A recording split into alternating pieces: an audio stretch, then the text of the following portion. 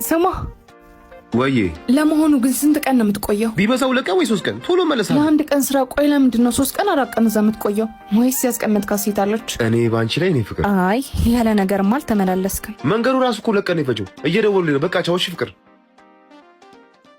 የኔ ፍቅር አስጠበቅኩ አይደል? ምን ሆነሽ ነው? አስጠበቅሽኝ እኮ። ደረስክ? አዎ ደርሻለሁ። ውጭ እንጂ ትንሽ እኮ ነው ወረድ የምትለው። ሰው ብትጠይቅ ያሳዩካል። እስከዛ እኔ ቤቱን ፏፏ ላድርገው። እሺ ፏፏ አድርጊው በቃ።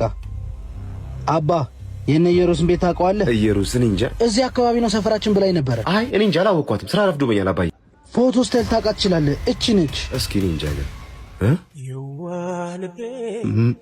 ምን ሆነ? አንተ ፍቅረኛዋ ነኝ። ምን ነው ፍቅረኛዋ ነህ? እና አላሳይ። ይሄው ይሄ ነው።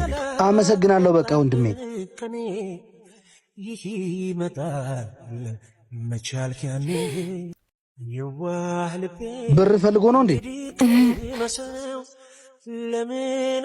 በቃ ሂድ በቃ ሂድ ግባ ግባ።